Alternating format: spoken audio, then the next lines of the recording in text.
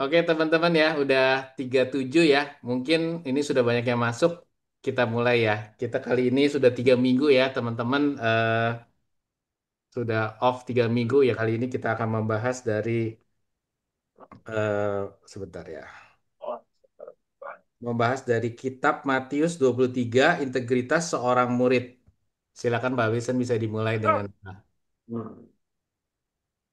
Baik, makasih Pak Luis. Selamat malam, Bapak Ibu Saudara sekalian. Eh, kita bersyukur bertemu setelah 3 minggu tidak berjumpa ya. Kita akan melanjutkan dengan Matius 23. Sebelum kita mulai, mari kita bersama-sama tundukkan kepala, kita berdoa.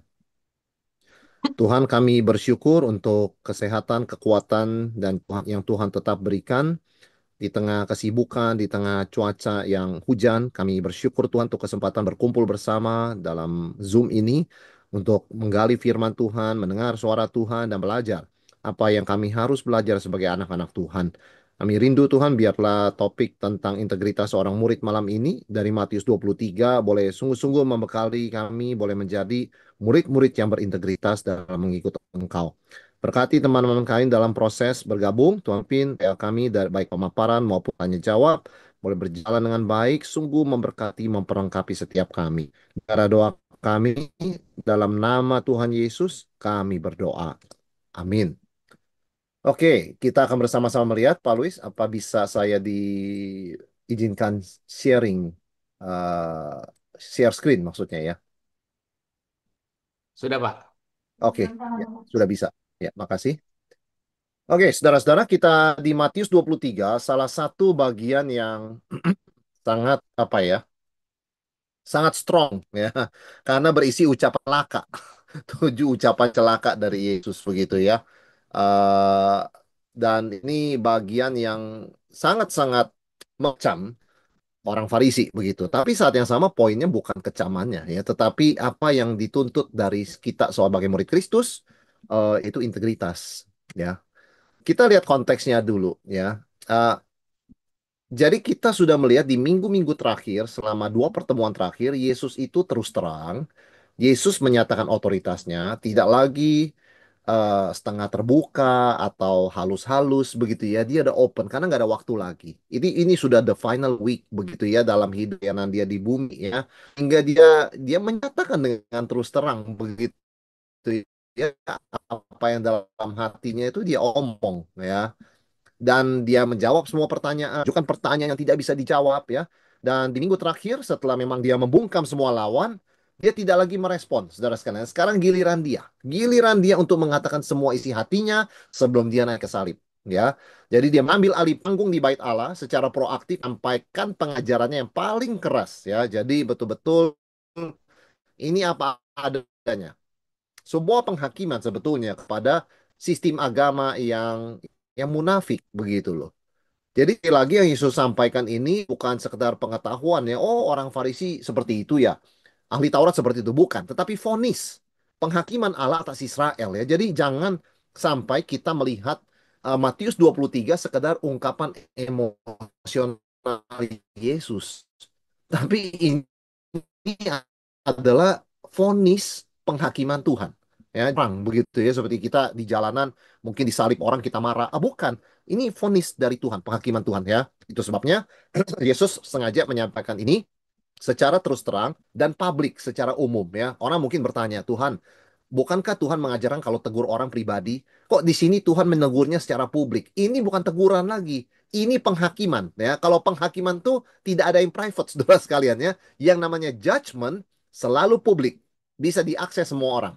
Nah, itu sebabnya kita harus jelas. Matius 23 bukan teguran pribadi ya. Matius 23 bukan reaksi emosional Yesus, bukan. Matius 23 adalah penghakiman Tuhan. Karena itu terus terang dan terbuka, ya, tidak private. Oke. Jadi ini pengajaran buat kita dan sekaligus peringatan agar hati-hati kepada para pemimpin agama, ya. Saudara, biasanya kan kita mengajarkan orang untuk menghormati pemimpin rohani, begitu ya. Tetapi di sini Yesus juga terus terang mengatakan hati-hati, ya. Yesus menggunakan bahasa yang keras bukan karena dia benci, tapi karena dia sungguh mengasihi, dia tidak menyembunyikan kebenaran, ya. Mengasihi juga berarti melakukan bedah rohani. Apa sih problemnya? Akarnya itu apa? Untuk menyadarkan manusia akan penyakit rohani yang sangat berbahaya, ya. Nah, saudara sekalian, prinsip Tuhan itu apa? Keras pada yang merasa benar. Nah, itu orang Farisi, ahli Taurat. Lembut pada yang mengakui dosa. Misalnya kepada pemungut cukai, kepada perempuan yang berdosa, begitu ya. Itu prinsip Tuhan kita lihat sepanjang Injil ya, baik Matius, Markus, Lukas, begitu. Yohanes juga demikian, ya. Jadi kalau kita baca dengan baik Matius 23, target utama vonis Yesus itu siapa? Ahli Taurat dan orang Farisi. Pemimpin-pemimpin rohani, ya. Yesus berbicara tentang mereka di hadapan mereka, bukan di belakang, ya. Kalau dulu Yesus mungkin berkata pada murid-muridnya, kamu ikuti begitu kan ya, apa kamu melihat ahli Taurat, orang Farisi, waspada kepada ragi orang Farisi, itu bicara pribadi dengan murid-murid. Sekarang terus terang bicara tentang mereka di hadapan mereka. Ya luar biasa nih saudara sekalian ya. Ini bukan soal Yesus frustrasi, apa Yesus sudah frustrasi sampai begitu, tidak. Karena ini sudah minggu terakhir dan ini minggu penghakiman ya. Karena ini dia juga memberikan kesempatan terakhir bagi mereka untuk mendengarkan diagnosis spiritualnya ya. Mau bertobat atau tidak. Begitu kan? Penghakiman sudah di depan pintu. Tapi satu minggu ini masih ada waktu sebelum mereka memutuskan membunuh Yesus. Ya, itu masih ada waktu, betul saudara sekalian ya. Nah, tetapi kita tahu memang ya mereka memilih untuk tidak menggubris Yesus sama sekali ya. Nah, saudara sekalian, inti dari teguran Yesus ya, kecaman Yesus kepada ahli Taurat dan orang Farisi adalah kemunafikan. Itu intinya ya.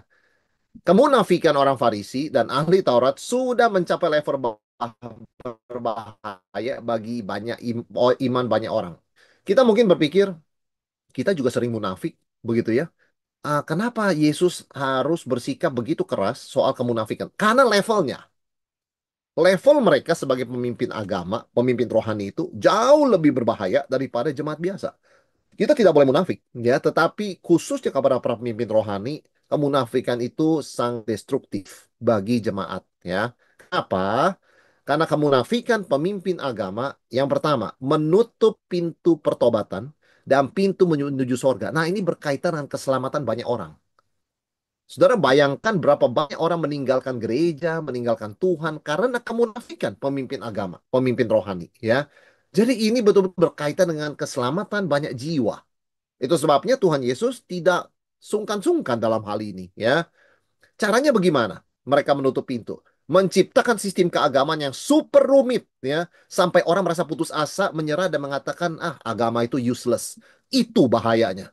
Sampai orang tidak mau dekat sama Tuhan, benci agama, merasa agama jawabannya, jawabannya justru anti agama. Wah, kita melihat ini ya bukan cuma zaman Yesus, saudara sekalian ya, zaman sekarang. Berapa banyak orang punya sikap seperti ini? Karena salah satunya munafikan, pemimpin agama. Yang kedua, kalau kita boleh rangkum begitu ya, kemunafikan yang Yesus secam ini, apa bahayanya? Karena kemunafikan mereka menciptakan beban yang merampas sukacita iman. Ya, jadi bikin hukum-hukum tambahan. Sudah dibilang ingat dan kuduskan hari Sabat, mereka bikin hukum Sabat, begitu kan? Mereka tambahkan dari 10 hukum jadi 600 lebih, begitu ya. Nah, yang ketiga, mereka menciptakan standar kesalehan yang palsu. Jadi ini buatan manusia, ya. Jadi mereka pamer kesalehan depan umum. Jadi jemaat itu, anak-anak Tuhan itu ikuti. Oh, kesalehan itu baru disebut kesalehan kalau dipuji orang. Ah, itu kan konsep berbahaya, saudara sekalian ya. Yesus kan mengajarkan sebaliknya, kesalehan sejati dilihat oleh Bapa di sorga. Nggak harus dilihat manusia. Kalau konsep Farisi, karena mereka itu menciptakan standar palsu, kesalehan itu baru disebut sah kalau dipuji orang. Kalau dipuji Tuhan nggak ada artinya. Wah, itu kan berbahaya.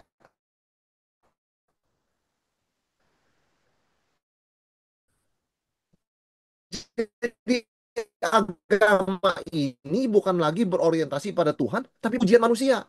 Tapi mencari puji manusia. Nah itu bakal. Jemaat yang biasa, begitu ya, mulai meniru hal-hal yang salah.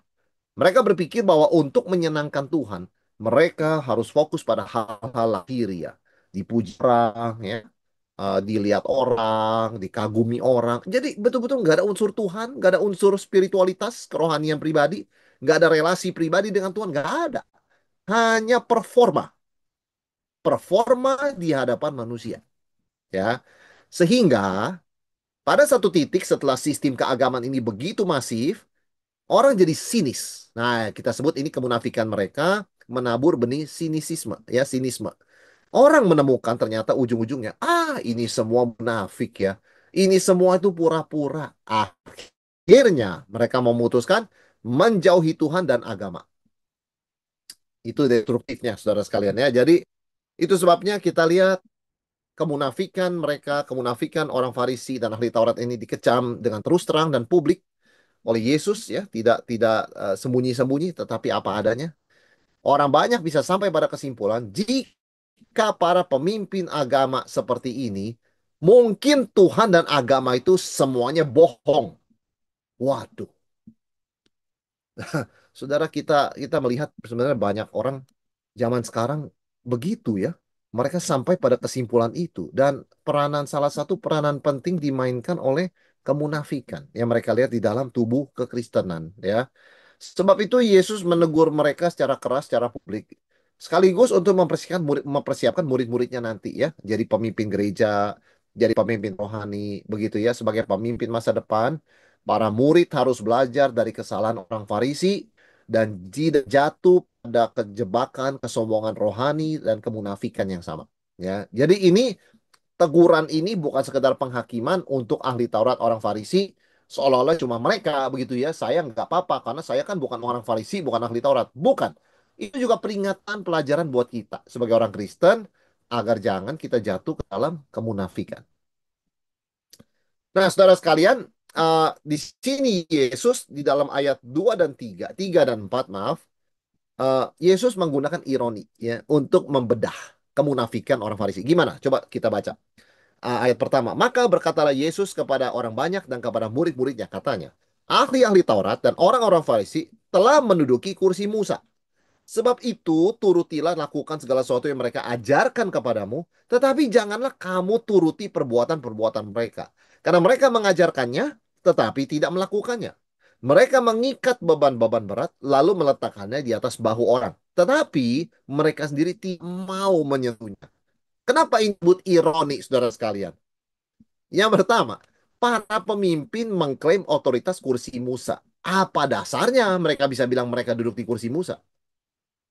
Ya, jadi menduduki kursi Musa itu berarti menempatkan diri di posisi itu, bukan karena ditunjuk oleh Tuhan. Mana ada kursi Musa? Begitu ya. Ironis dibandingkan dengan Musa. Kenapa? Musa itu nggak ada kursi-kursian. Musa itu disebut orang yang paling lembut hatinya di antara semua manusia di atas bumi. Mana mungkin orang seperti Musa menuntut kursi? Yang menuntut kursi kan orang Farisi ahli Taurat menggunakan nama Musa. Itu ironis yang pertama. Ya, mereka mengklaim menduduki kursi Musa, tapi ironis sekali. Musa aja nggak seperti itu. Lagi pula klaim mereka itu kan kosong karena tidak ada satu ayat pun dalam perjanjian lama yang hak kepada mereka untuk memonopoli penafsiran Taurat seolah-olah mereka duduk di kursi Musa, ya mereka bicara, Musa bicara begitu loh ya. Nah, perintah Yesus, nah ini yang menarik ya, ironi yang kedua. Turuti dan lakukan segala sesuatu yang mereka ajarkan, tapi jangan turuti perbuatan mereka. Saudara bayangkan ironinya. Kalau zaman sekarang misalnya ya, ada seorang pengkhotbah begitu ya. Masa kita ngomong begini, dengerin yang dia katakan, tapi jangan turuti kelakuannya. Ngapain kita dengerin? Begitu kan? Untuk apa kita dengarkan kalau dia tidak melakukan? Nah, itu kan kemunafikan disebutnya. Ini sebuah ironi kenapa? Jadi kita jangan mengambil kata-kata Yesus ini lalu memaksudkan begini.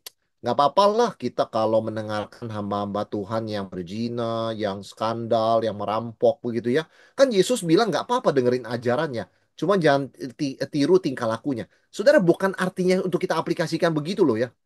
Karena ini sebuah ironi cara Yesus. Cara Yesus menyampaikan ini ironi. Artinya apa?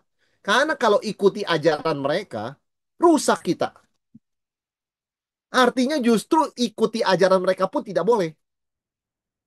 Ya, karena ajaran mereka itu menaruh beban-beban begitu berat Sehingga orang nggak bisa melakukan. Dan kalaupun melakukan itu jadi pura-pura munafik, malah rusak begitu loh. Jadi mana mungkin bisa ikuti ajaran mereka, tidak ikuti tingkah lakunya. Orang ajaran mereka menuntun pada tingkah laku begitu kok ya. Jadi mengapa Yesus menyuruh para murid seolah-olah mengikuti ajaran mereka kalau demikian? Ya kan? Itu pertanyaannya. Ini cara Yesus mengajar. Menggunakan ironi untuk menyatakan sebuah poin ya. Poin Yesus, sistem keagamaan Yudaisme sudah rusak dan tidak bisa diperbaiki. Ya, jadi sekali lagi kalau ada orang pada zaman Yesus berkata, Tuhan, sabarlah Tuhan. Namanya manusia itu berdosa, begitu ya. Penuh kelemahan, sabarlah. Kita perbaiki yang, oh, menurut Yesus, sistem keagamaan Yudaisme sudah rusak. Beyond repair, nggak bisa diperbaiki lagi. Ya, contoh ironi paling jelas. Nah, Yesus sebutkan ayat 4. Mereka menuntut orang lain melakukan hukum-hukum buatan manusia. Tapi mereka sendiri tidak mau melakukannya. Kenapa? Nggak bisa. Bagaimana sistem agama ini tidak korup, saudara sekalian? Mereka sendiri tidak bisa melakukannya. Lalu mereka menciptakan, menuntut orang lain melakukan. Ini kan tidak bisa berjalan seperti ini. Ya, itu sebabnya kontras dengan Yesus. Yesus yang sempurna standar moralnya justru mengangkat beban, memberikan kelegaan, akan sangat berbeda. Itu praktikal, itu bisa dilakukan. Orang Farisi punya ajaran kita dengarkan, aplikasikan apa-apapun nggak bisa.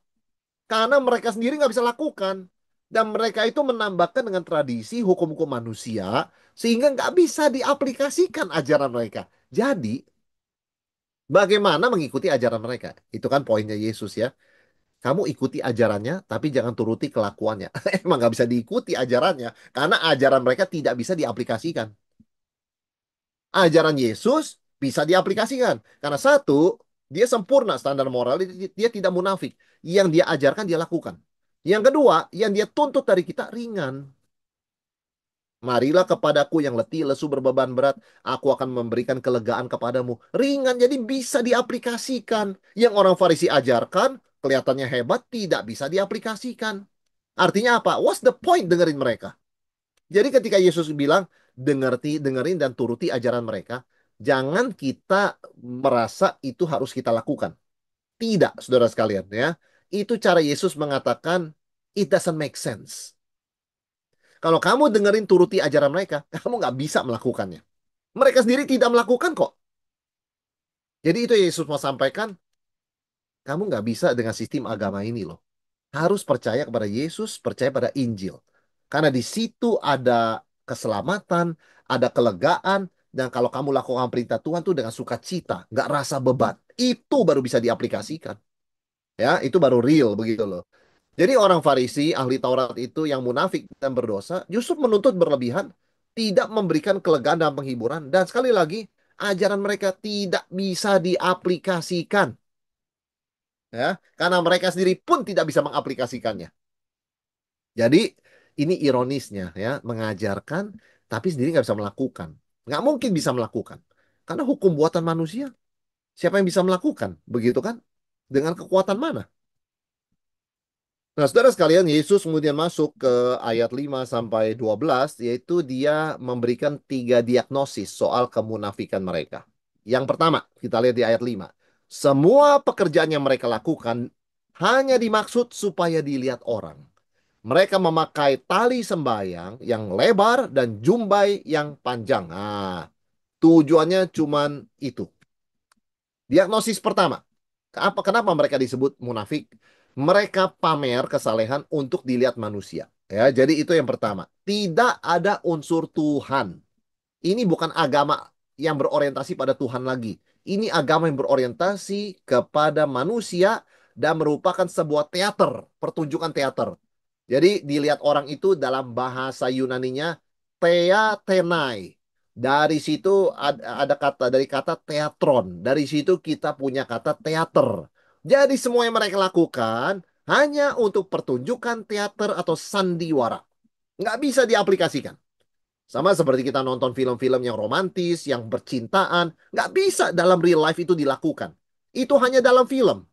Kita nonton film kungfu, film martial art, orang bisa terbang, orang bisa loncat, gedung tinggi 10 meter dia bisa loncati. Nggak ada dalam real life. Itu cuma teater. Ya, jadi diagnosis pertama Yesus katakan, semua kesalehan mereka cuman teater. Ya, tujuannya itu tidak ada unsur Tuhan, tidak ada unsur kerohanian, tidak ada unsur pertumbuhan rohani, spiritualitas, hanya teater. Ya, tidak ada urusan dengan agama. Contohnya apa?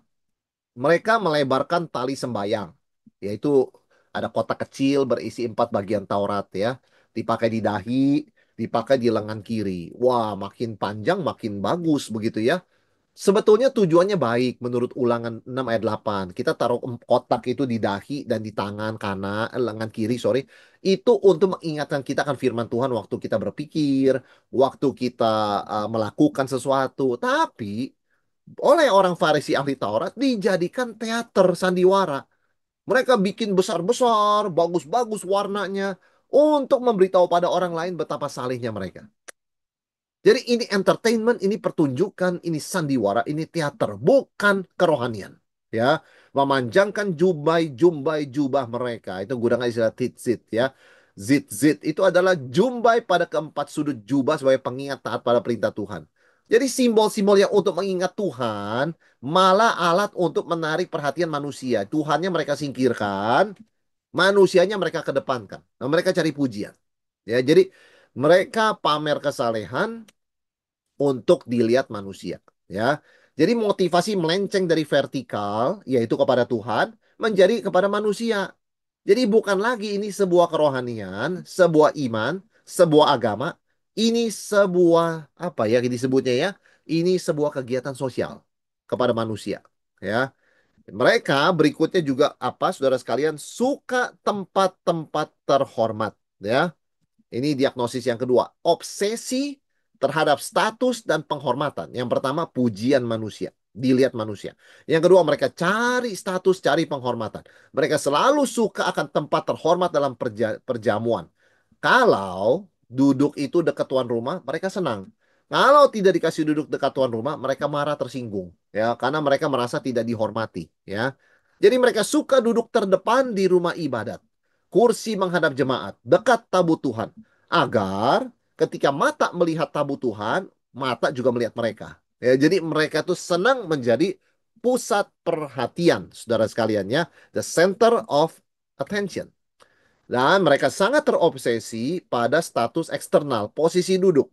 Mereka mengabaikan soal hati di hadapan Tuhan. Bagi mereka nggak ada. Ya, nggak ada Tuhan, nggak ada hati. Yang ada cuma manusia, yang ada cuma kehormatan, pujian manusia. Ya, dan mereka suka menerima penghormatan di pasar, selalu ingin dihormati, menerima pengakuan secara sosial, minta dipanggil rabi, ya itu gelar otoritas spiritual tertinggi yang berarti my apa ya, my grandmaster begitu ya, guru besarku. Yesus kan berbeda, seringkali tidak mencari perhatian publik, seringkali menyendiri untuk berdoa, itu sangat berbeda, ya. Tuhan Yesus bisa menarik orang dengan cara ke pasar, sering-sering ke bait Allah, kalau di perjamuan minta kursi paling dekat tuan rumah, tapi Tuhan Yesus nggak seperti itu, saudara sekalian. Nggak pernah dia minta begituan, ya. Datang-datang aja, begitu ya. Berdoa-berdoa saja, nggak pernah dia cari perhatian. Jadi yang kedua, Yesus menegur, mengecam mereka karena mereka terobsesi kepada status dan penghormatan. Wilson. Ya. Yang ketiga, saudara sekalian, mereka menciptakan di hierarki spiritual yang palsu. Ya, misalnya kalau kita lihat ya, kan ayat 8 disebut apa oleh Yesus di sini.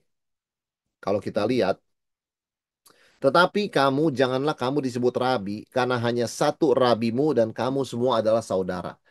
Artinya apa saudara sekalian? Yang pertama, larangan pertama, jangan kita mendewakan seorang tokoh rohani. Ya, bukannya nggak boleh panggil orang itu rabi dalam konteks kita ambil pendeta, penginjil itu tentu boleh ya. Tetapi yang dimaksudkan oleh Yesus jangan mendewakan ya satu orang. Tujuannya adalah menegaskan bahwa semua adalah saudara yang setara di hadapan satu guru yaitu Yesus. Ya, yaitu Yesus. Karena hanya satu rabimu, yaitu Yesus, gurunya. Ya. Yang kedua, jangan menyebut siapapun Bapak.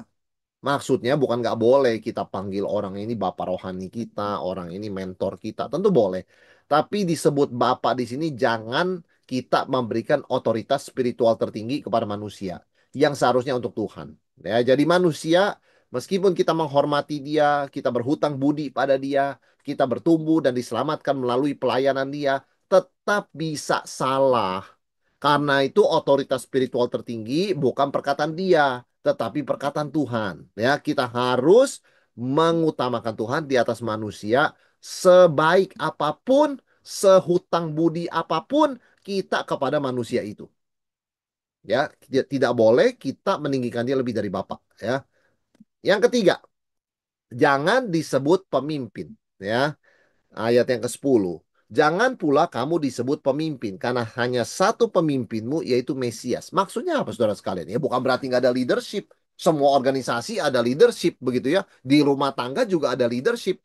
Maksudnya, yang disebut jangan disebut pemimpin, ingat, pemimpin itu bukan Tuhan. Pemimpin itu hanya dipercayakan sementara. Ya, semua pemimpin hanya bersifat delegatif, dititipkan oleh Tuhan. Maka semua pemimpin harus menunjuk kepada pemimpin sejati, yaitu Kristus. Ya, jadi ini sekali lagi larangan Yesus katakan ya, integritas seorang murid ya jangan cari eh, ketenaran, jangan cari kehormatan manusia, ya dihormati syukur, terkenal ya syukur, nggak terkenal juga tidak apa-apa, nggak ada ruginya begitu kan. Tetapi jangan mengejar itu, ya. Prinsip kerajaan Tuhan itu terbalik dari dunia. Ya, ayat yang ke-11. Barang siapa terbesar di antara kamu, hendaklah ia menjadi pelayanmu. Menarik sekali. Kalau kita mau mengejar pengakuan manusia, kita mau mengejar kebesaran, pujian manusia, kalau kita mau dihormati, lakukan sebaliknya kata Yesus. Jadi hamba semuanya. Jadi diakonos. Jadi Yesus membalik konsep dunia. Dari keinginan untuk dilayani menjadi kewajiban untuk melayani. Ya, dan ini hukum rohani ayat 12. Barang siapa meninggikan diri, ia akan direndahkan. Barang siapa merendahkan diri, dia akan ditinggikan. Jadi jalan menuju kemuliaan sejati justru melalui kerendahan hati yang disengaja dan sukarela. Artinya apa? Tuhan Yesus tahu setiap kita manusia ada deh keinginan diperhatikan, dipuji. Siapa di antara kita yang tidak senang dipuji? Siapa di antara kita yang tidak senang diakui, begitu ya, dikenal, begitu ya, dianggap, dihormati? Tuh tahu itu memang ada kecenderungan manusiawi. Kita manusia normal, begitu ya.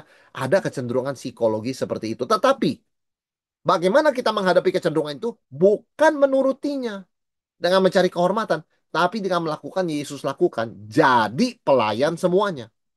Jadi silakan, ada perasaan ingin dikenal, ada perasaan ingin dihormati, ada perasaan ingin diakui, ada perasaan ingin diberikan terima kasih, ada keinginan diapresiasi. Oke, oke. Tapi langkah kita setelah ada keinginan itu apa?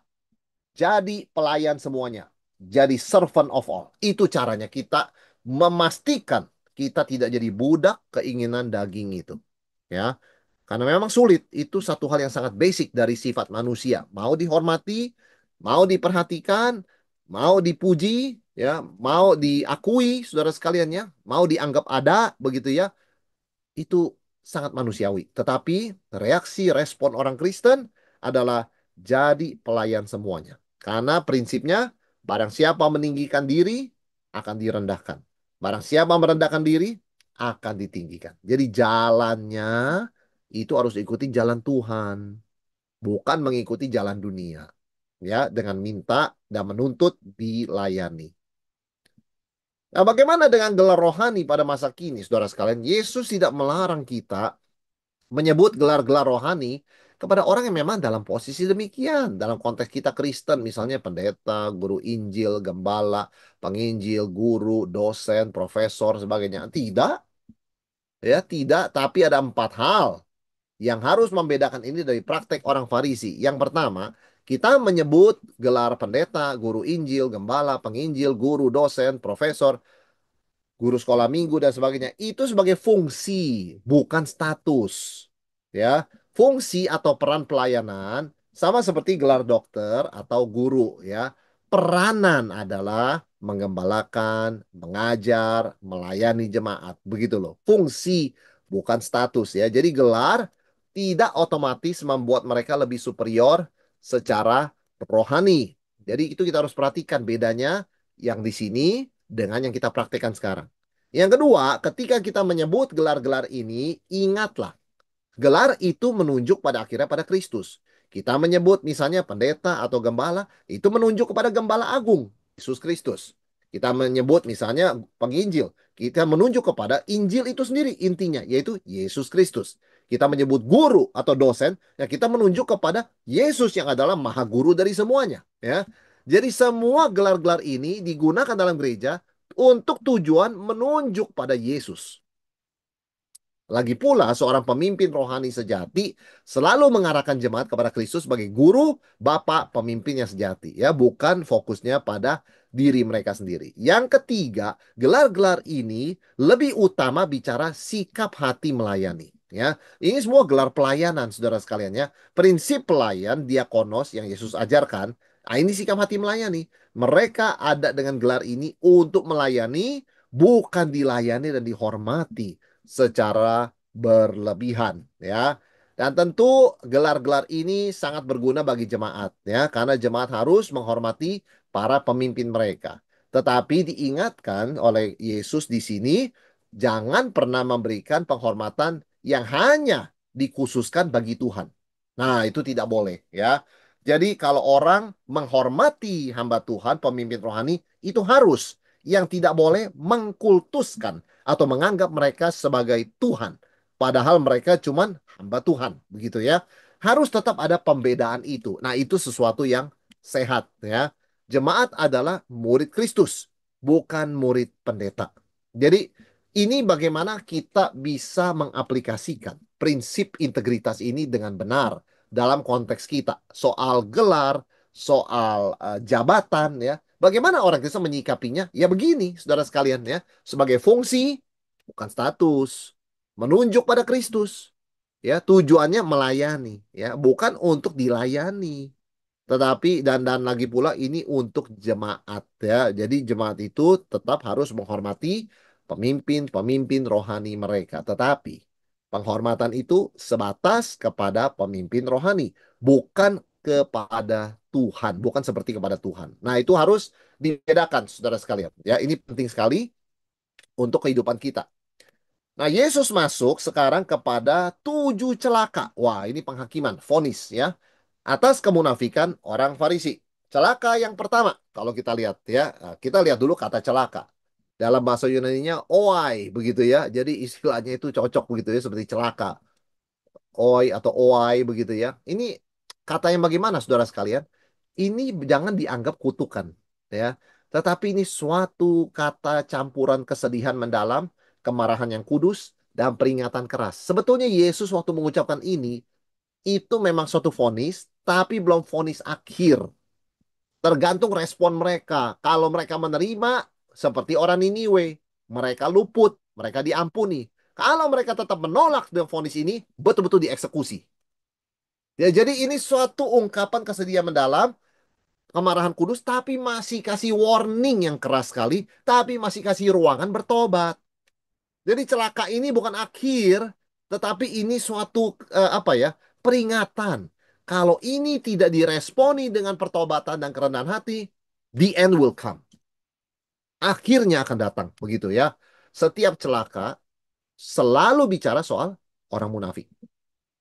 Hipokrites, aktor teater, orang yang pakai topeng, ya. Nah, struktur 7 celaka ini kalau kita lihat ya, berbentuk begini, saudara. A, B, C, D, C kutip, B kutip, A kutip. Biasanya kalau kita baca Alkitab, dengan struktur seperti ini, artinya A itu diulangi lagi di belakang. B diulangi lagi, 2 dari belakang. C diulangi lagi, 3 dari belakang. Ah, tengah-tengahnya ada D. Ini kan ganjil jumlahnya ya, 7 ya. Biasa penekanan jatuh di titik tengah, karena ganjil. Oke? A, misalnya bicara soal menutup kerajaan, ya. B, bicara soal misionaris perusak, ya. C, bicara sumpah yang diputarbalikan. D, mengabaikan hal terpenting dari hukum Taurat. Keadilan, belas kasihan, kesetiaan. Itu ayat 23-24. Itu intinya. Nah, kita lanjut lagi ke C kutip. Luar bersih, dalam kotor. Kan sama aja dengan sumpah diputarbalikan. Ya, kelihatannya ngomongnya sumpah bagus, tapi hatinya itu kotor. Sama begitu ya. Misionaris perusak. Sama juga ini. Kok membunuh nabi-nabi, tapi kasih kuburan yang indah-indah. Ya, padahal isinya penuh. Mereka seperti kuburan yang indah, tapi penuh kematian. Begitu ya. Kemudian mereka menutup kerajaan, mereka ahli waris pembunuh nabi. Kira-kira, ini Pak, begini saudara sekalian. Mungkin kalau saudara tanya, tahu dari mana struktur ini? Ya, ini para ahli perjanjian baru, para ahli bahasa begitu ya, melihat ada struktur ini. Kira-kira demikian dan betul sekali poinnya ada di D. Intinya itu ada di ayat 23 dan 24, saudara sekalian, ya.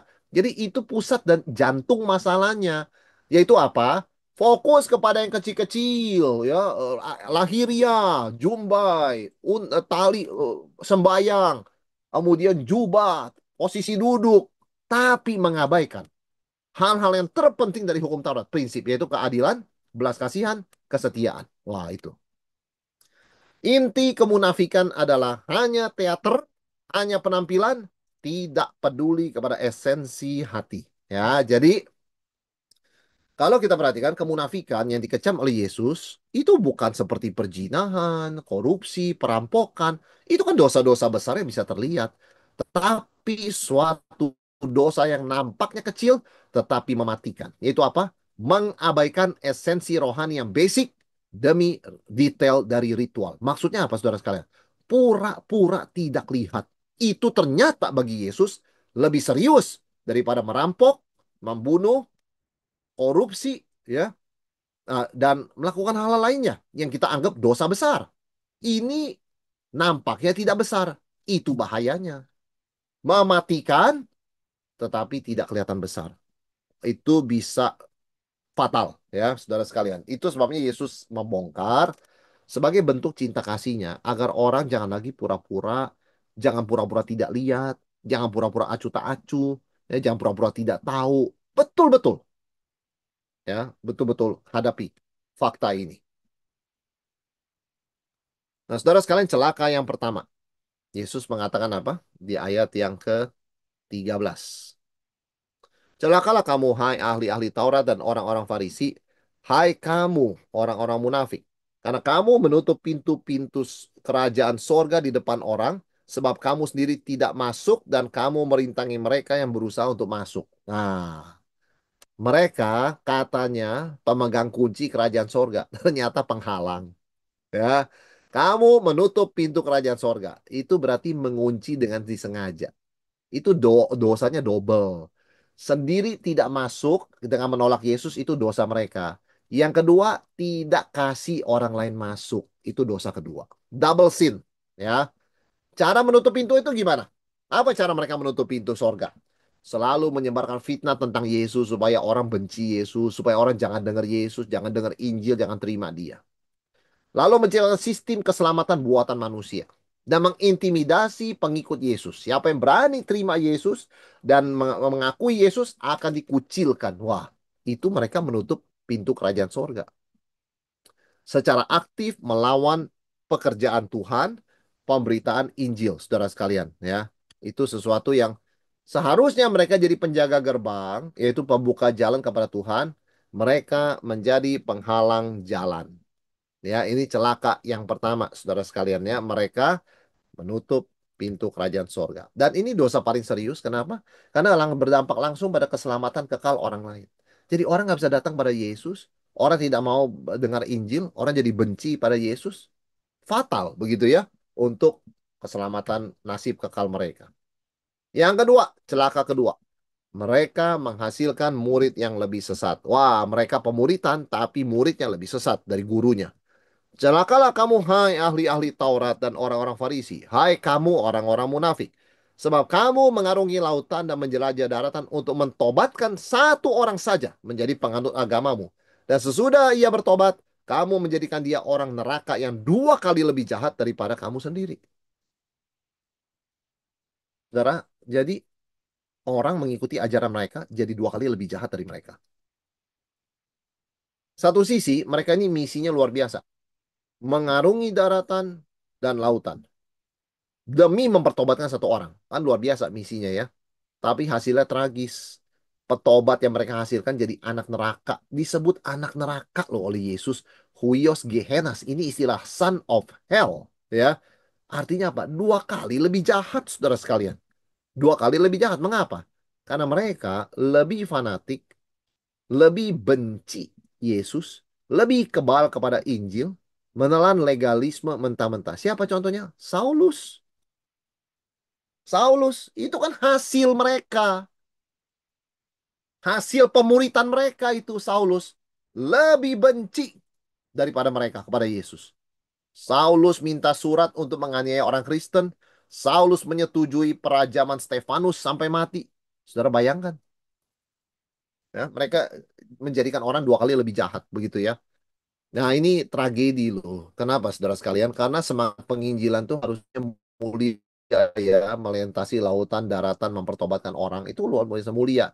Seperti misionaris. Tapi ternyata karena kemunafikan mereka jadikan penginjilan sebagai alat menjerumuskan orang lebih dalam kepada kebinasaan ya.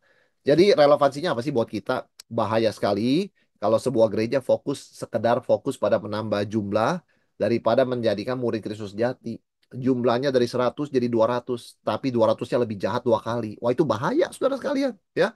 Jadi jangan terfokus sama, bukannya tidak baik angka itu, oke lah ya, kita juga mau melihat pertumbuhan angka, tapi nggak boleh jadi fokus utama.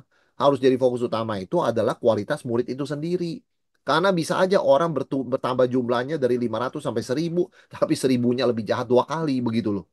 Ya, itu fatal sekali. Jadi kecelaka yang kedua, mereka menghasilkan murid yang lebih sesat, ya.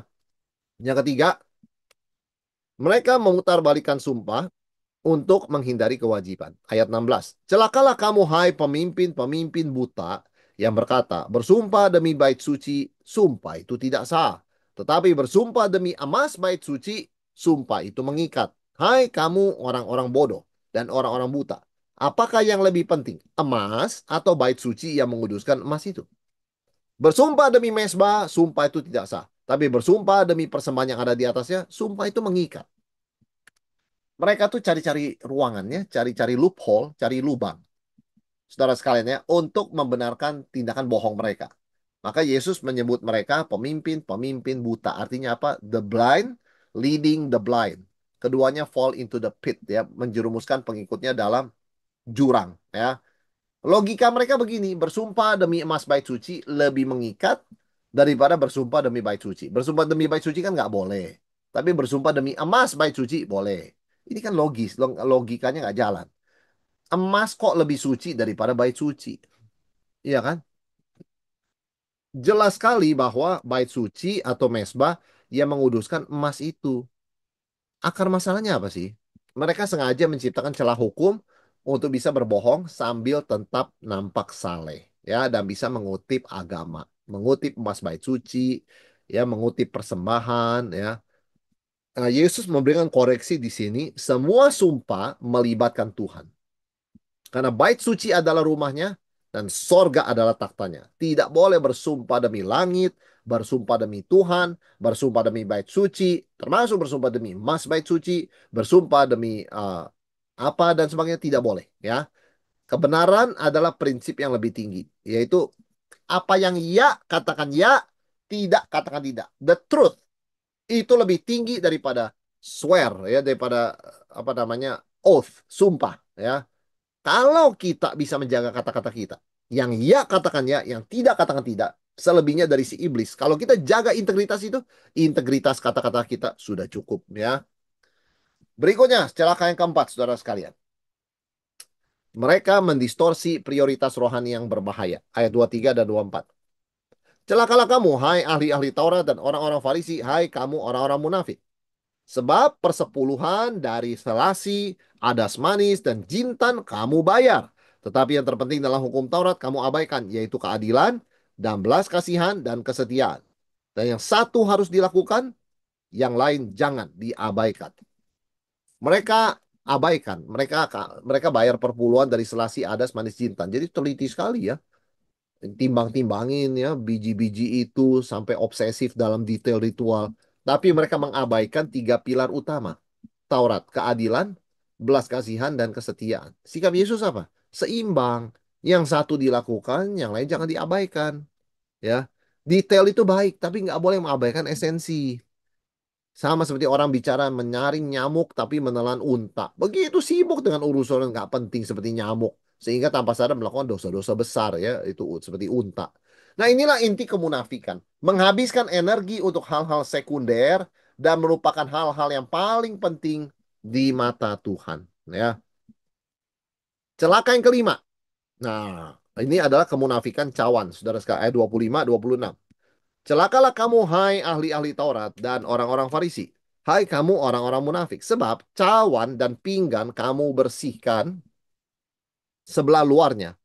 Tetapi sebelah dalamnya penuh rampasan kerakusan. Hai orang Farisi yang buta. Bersihkanlah dahulu sebelah dalam cawan itu, maka sebelah luarnya juga akan bersih. Saudara, mereka sangat menekankan penampilan di luar, ya, tapi penuh kerakusan di dalam. Nah, metafora cawan dan pinggan yang bersih di luar ini Yesus gunakan ya. Di luarnya bersih, tapi dalamnya penuh hasil kerakusan dan kejahatan. Kan tidak ada orang yang waras mau minum dari cawan yang luarnya bersih, tapi dalamnya kotor dan menjijikan ya.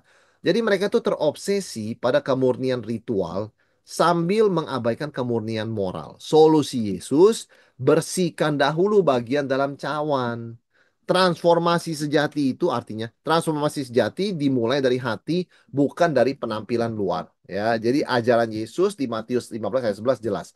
Bukannya masuk ke dalam mulut yang menajiskan tapi yang keluar dari hati. Karena itu hati harus dijaga bersih supaya yang keluar dari sana bersih begitu ya. Bersihkan dahulu bagian dalam cawan ya. Itu sebabnya kita sebagai orang Kristen sangat menekankan motivasi dibenarkan lebih dahulu, dibenahi. Kita berdoa Tuhan bersihkan hati kita sebelum pelayanan. Kita berdoa Tuhan murnikan motivasi kita. Itu sebabnya, saudara sekalian ya, etika Kristen sangat menekankan kemurnian hati.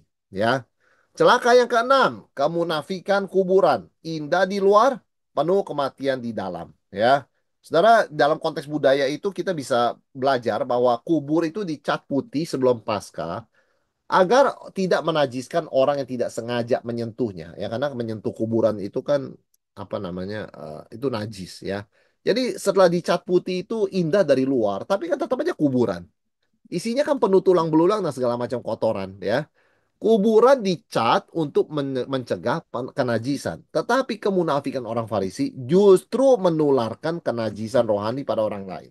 Ya, sebab itu Yesus menyatakan kenyataannya mereka penuh kemunafikan dan kefasikan. Jadi mereka sengaja melanggar hukum Tuhan.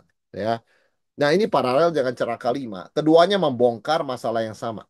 Obsesi kepada pandangan orang lain, public image, sampai mengabaikan realitas hati yang gelap. Ya. Saudara sekalian, celaka tujuh ini puncak kemunafikan, ya. Menghormati nabi mati, membunuh nabi hidup. Sebentar lagi mereka akan membunuh Yesus. Yesus sudah peringatkan. Bentar lagi kamu akan jadi killer. Masih mereka tidak dengarkan, ya. Tindakan mereka luar biasa. Membangun makam nabi-nabi. Wah, ini cara kami menghormati para utusan Tuhan yang sudah mati. Kenapa mereka menghormati? Karena nabinya nggak bicara lagi. Nggak menegur mereka, nggak mengancam lagi. Jadi mereka itu bukan menghormati nabi. Mereka senang nabinya udah mati. Ya. Dan mereka munafiknya apa? Mereka ngomong.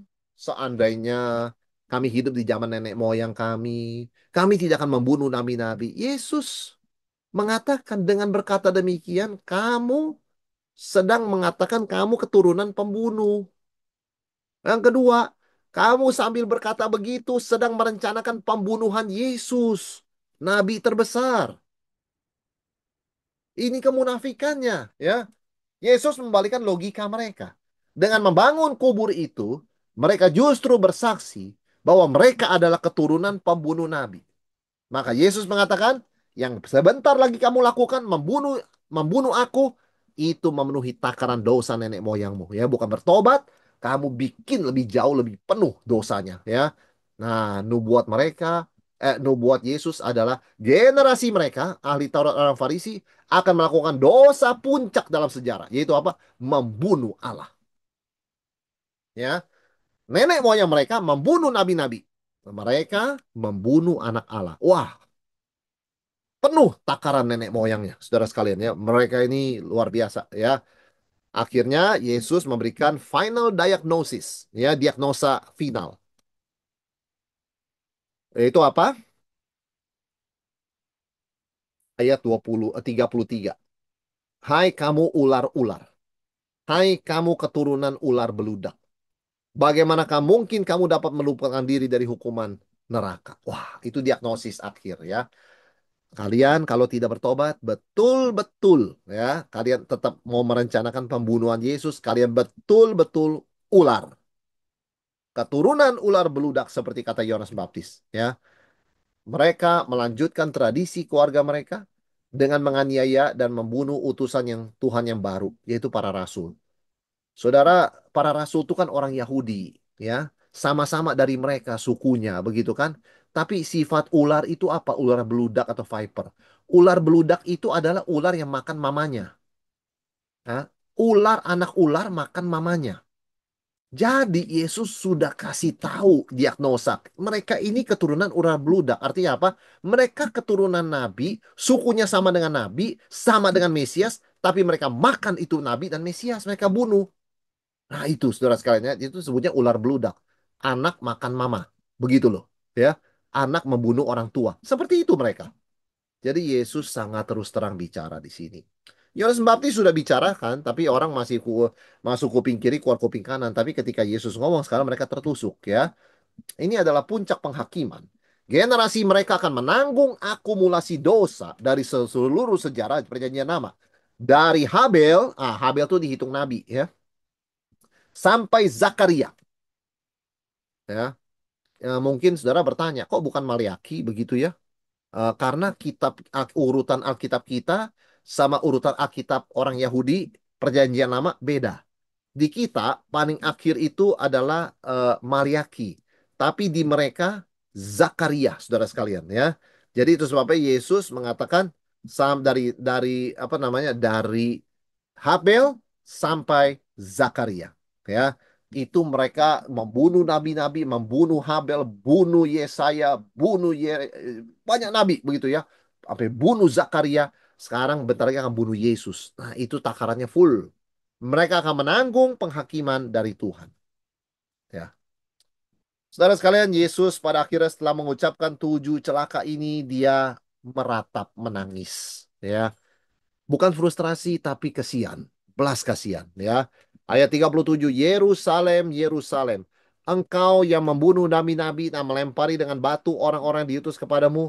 Berkali-kali aku rindu mengumpulkan anak-anakmu sama seperti induk ayam mengumpulkan anak-anaknya di bawah sayapnya. Tetapi kamu tidak mau. Lihatlah, rumahmu ini akan menjadi sunyi, ditinggalkan dan menjadi sunyi.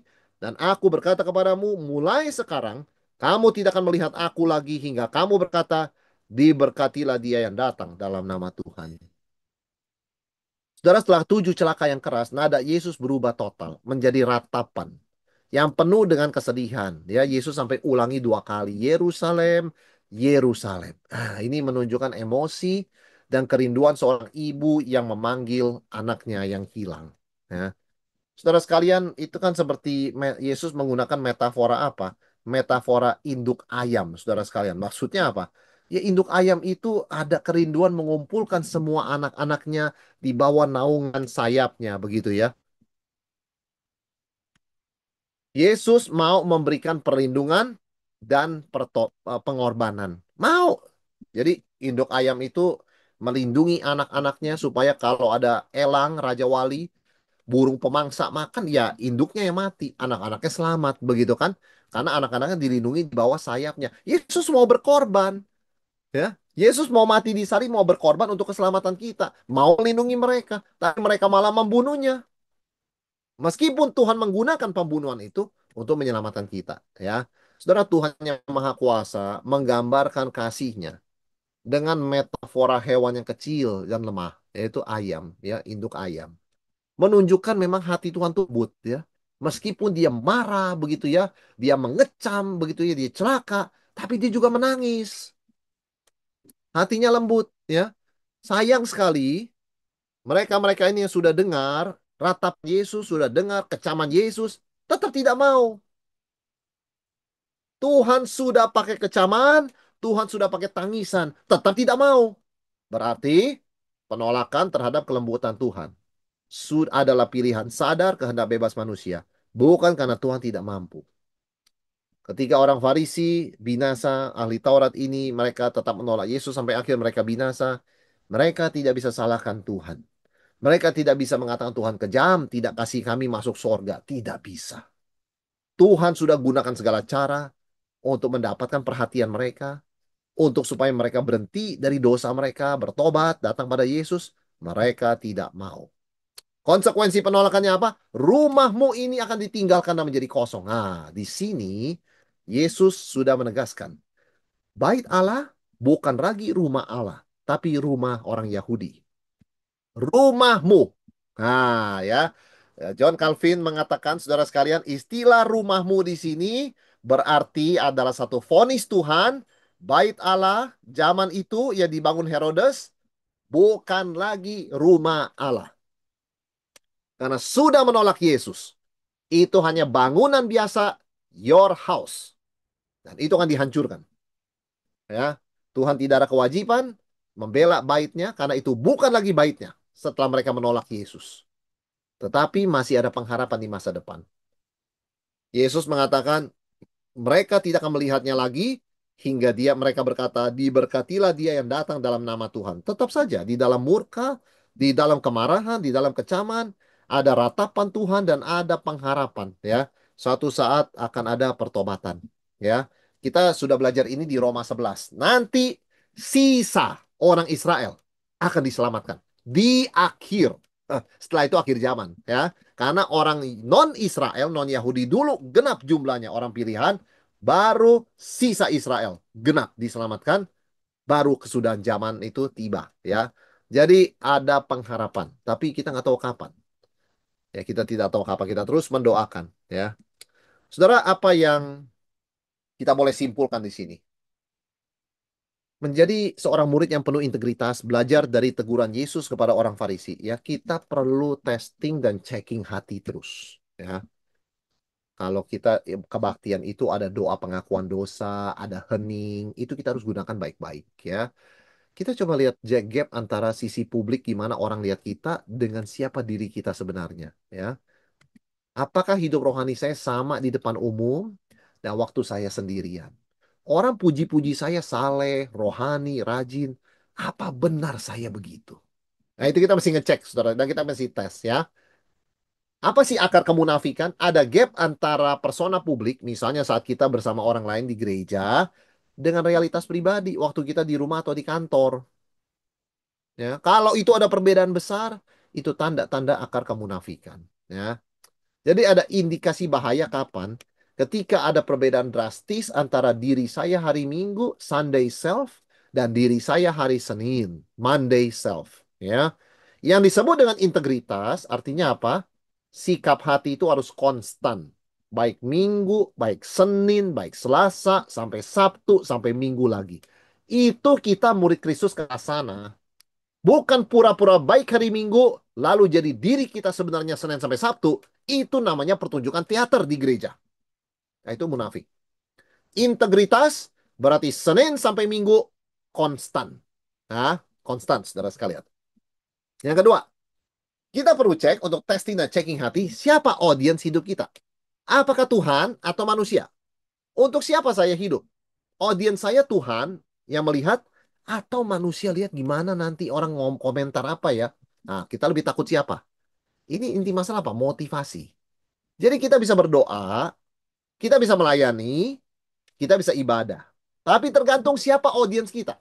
Waktu kita berdoa, kalau kita pikirkan manusia lihat apa ya doa saya? Itu kemunafikan. Tapi kalau kita waktu berdoa kita pikirkan Tuhan, sama-sama berdoa. Tapi kita pikirkan audiens kita Tuhan, nah itu doa. Nah, motivasinya Tuhan atau manusia. Ya, cara ngetesnya gimana, saudara sekalian? Apakah saya kecewa jika pelayanan saya tidak dipuji, diakui manusia? Apakah pujian manusia jadi bahan bakar semangat saya melayani? Kalau jawabannya adalah ya, itu bahaya kemunafikan. Berarti kita ini lakukan everything, ternyata bukan buat Tuhan. Ini bukan pelayanan lagi, bukan kerohanian. Ini teater, pertunjukan teater. Nah, itu kita mesti cek audiens hidup kita, saudara sekalian ya. Tanda hidup untuk audiens manusia. Selalu menceritakan perbuatan baik, selalu ingin ada validasi eksternal. Ayo dong, puji saya dong, puji saya. Bagus nggak, bagus nggak, bagus nggak? Begitu ya. Dan lebih peduli image daripada karakter sebenarnya. Ah, itu saudara sekalian ya. Itu tanda-tanda audiens kita manusia, kita tidak peduli Tuhan. Maka obatnya apa? Ingat terus Matius 6 ya. Kata-kata Yesus berkali-kali diulangi.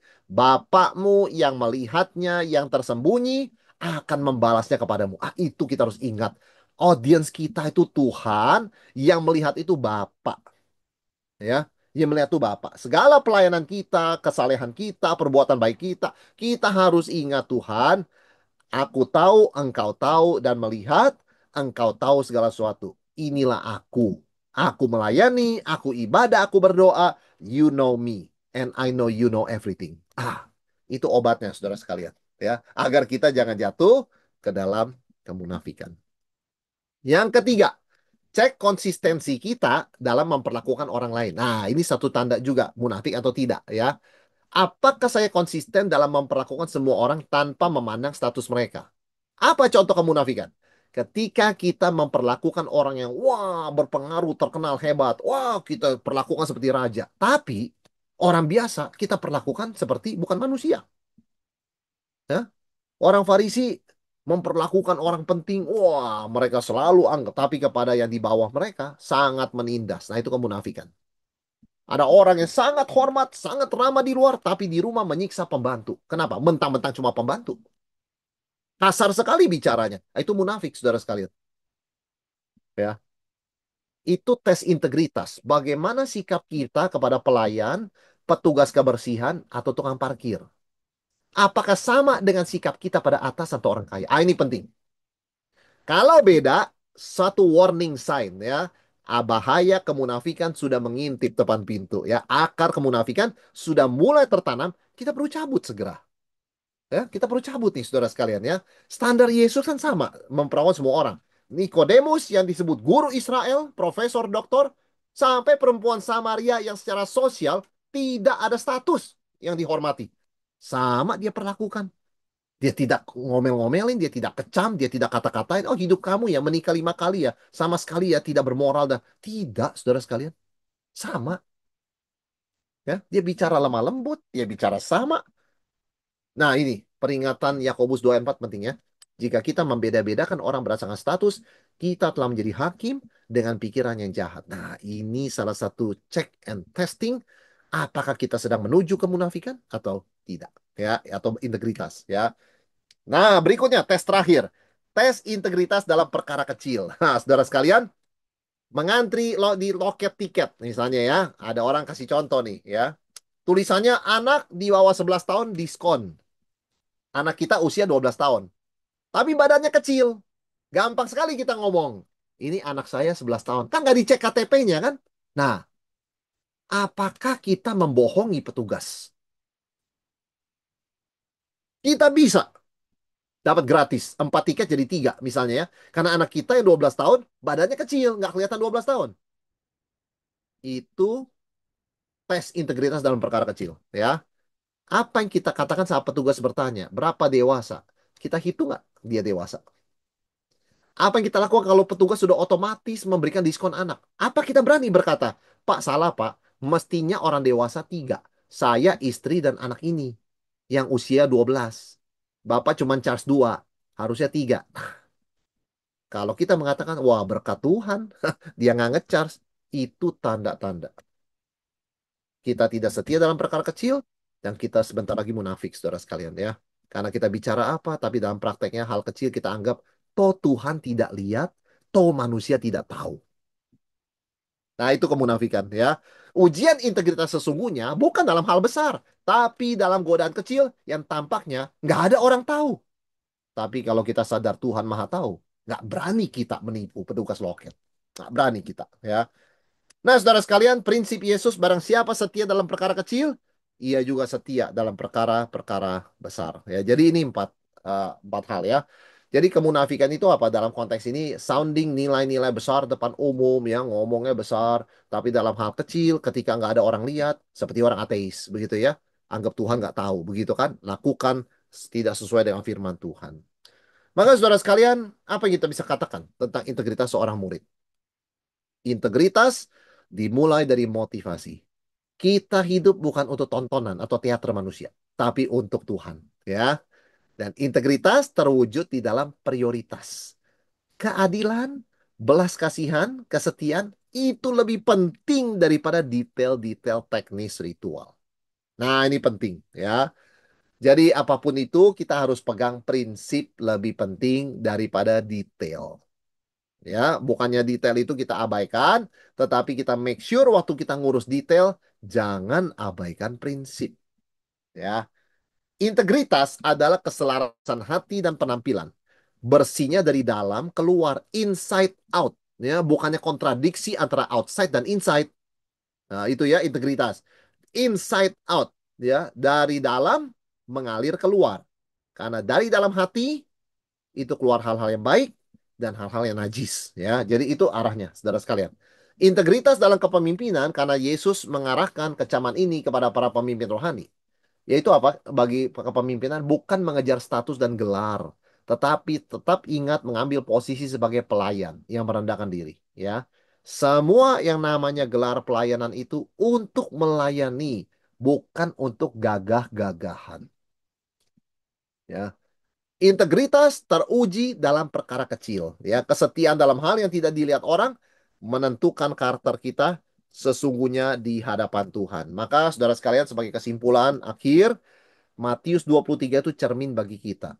Apakah kita sedang membangun karakter Kristus yang penuh integritas atau apakah kita hanya menghias topeng Farisi dengan kemunafikan? Biarlah kita boleh sungguh-sungguh menjadi murid yang berintegritas ya, dan ini yang kita pelajari dari Matius 23 ini. Baik, demikian untuk materi kita, sharing kita dari materi Matius 23. Saya kembalikan kepada Pak Luis ya untuk sesi interaksi kita dalam tanya jawab.